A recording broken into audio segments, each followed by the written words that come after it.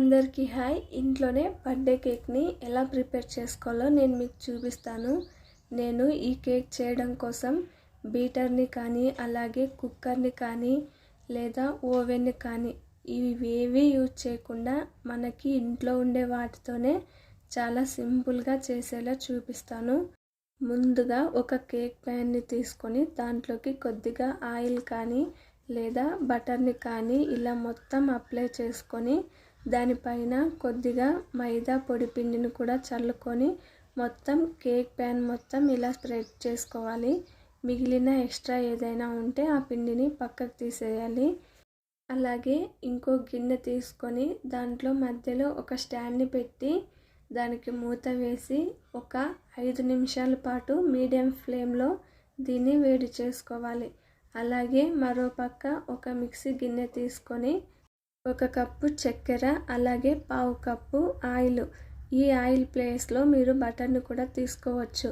నేనైతే వంట నూనెనే తీసుకున్నాను. అలాగే 1 కప్పు పెరుగు కూడా, మీరు పెరుగు వద్దనుకుంటే ఒక 4 గుడ్లను కూడా పగలగొట్టి తీసుకోవచ్చు. నేనైతే 1 కప్పు వరకు పెరుగు తీసుకున్నా. ఇది అంతా గ్రైండ్ చేసుకుని తర్వాత దీంట్లోకి 1/2 టేబుల్ స్పూన్ వెనిలా ఎసెన్స్ని కూడా యాడ్ చేస్తున్నాను. మీతో ఎసెన్స్ అనేది లేకపోతే ఇలాచీ కూడా తీసుకోవచ్చు. నాతో ఉంది కాబట్టి నేను 1/2 టీ స్పూన్ ఎసెన్స్ని తీసుకున్నాను ఫ్లేవర్ కోసం. దీన్ని ఇంకొకసారి బాగా గ్రైండ్ చేసుకోవాలి. ఇలా చక్కెర అంతా కరిగిపోయి నురగగా ఫామ్ అవ్వాలి. ఇలా ఉంటే సరిపోతుంది. దీన్ని మొత్తం ఒక గిన్నెలోకి తీసుకోవాలి. ఇలా తీసుకున్న తర్వాత దీనిపైన ఒక స్ట్రైనర్ పెట్టుకొని 1 కప్పు మైదా పిండిని అలాగే 1 టీ స్పూన్ బేకింగ్ పౌడర్ని కూడా వేసుకోవాలి.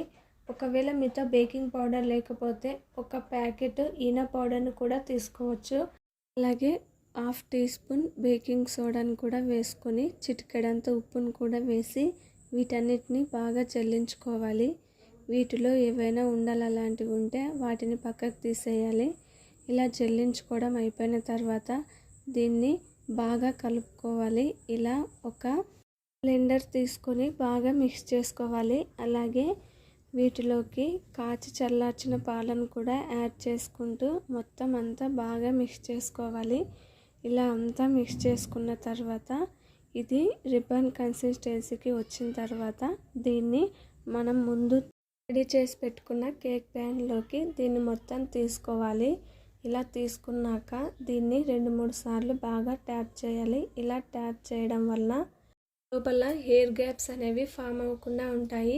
అలాగే మనం ముందు రెడీ చేసి పెట్టుకున్న ఈ హీట్ అయిన గిన్నెలోకి మనము కేక్ ప్యాన్ని మధ్యలో పెట్టి 25 నుంచి 30 నిమిషాల వరకు ఉడికించుకోవాలి. 30 నిమిషాలు ఉడికించుకున్న తర్వాత నేను ఒకసారి ఉడికిందో లేదో చెక్ చేసుకుంటున్నాను. ఫస్ట్ దానిపైన ఉన్న ప్లేట్ని తీసేసి అది ఉడికిందో లేదో చెక్ చేసుకోవడానికి నేను ఒక టూత్ పిక్ని తీసుకుని ఇలా మధ్యలో పొడిచి చూస్తున్నాను. నాకు స్టిక్ అనేది తడిగా ఏమి రాకుండా సాఫ్ట్గా వచ్చింది. అంటే కేకు బాగా బేక్ అయినట్టు. ఒకవేళ మీకు తడిగా వస్తే ఇంకొక 5 నిమిషాలు మీడియం ఫ్లేమ్లో పెట్టి ఉడికించుకోవాలి. నాకు సరిగ్గా ఉడికింది కాబట్టి దీన్ని పక్కకు తీసి దీన్నంతా ఒకసారి లూజ్గా చేయాలి. ఒక చాక్తో ఇలా లూజ్గా చేసిన తర్వాత దానిపైన ఒక క్లాత్ని పెట్టి ఇది పూర్తిగా చల్లారే వరకు కాసేపు వదిలేయాలి. తర్వాత నేను ఒక ప్లేట్ని తీసుకొని ఈ కేక్ని రివర్స్లో బోర్లించి దానిపైన 2-3 సార్లు బాగా ఇలా ట్యాప్ చేస్తే కేక్ అనేది ఫ్రీగా ఊడి వచ్చేస్తుంది. ఇప్పుడు ఈ కేక్ పైన క్రీమ్ ఎలా ప్రిపేర్ చేసుకోవాలో చూపిస్తున్నాను. విప్పింగ్ క్రీమ్ లేకపోతే ఇలా సింపుల్గా నేను చెప్పినట్టు ట్రై చేయండి. ఒక గిన్నెలో కొద్దిగా వాటర్ తీసుకొని బాగా వేడి చేసి గ్యాస్ని సిమ్లో పెట్టి చిన్న గిన్నెలో కొన్ని చాక్లెట్స్ని తీసుకొని వేడి నీటిలో ఈ గిన్నెను పెట్టి బాగా కరిగించుకోవాలి.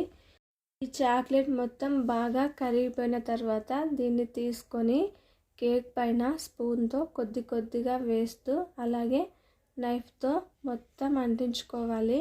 విప్పింగ్ క్రీమ్ లేకపోతే ఇలా సింపుల్గా చాక్లెట్స్ని తీసుకొని వాటిని వేడి నీటిలో కరిగించుకొని ఇలా కేక్ పైన మొత్తం క్రీమ్ని అంటించుకుంటే సరిపోతుంది.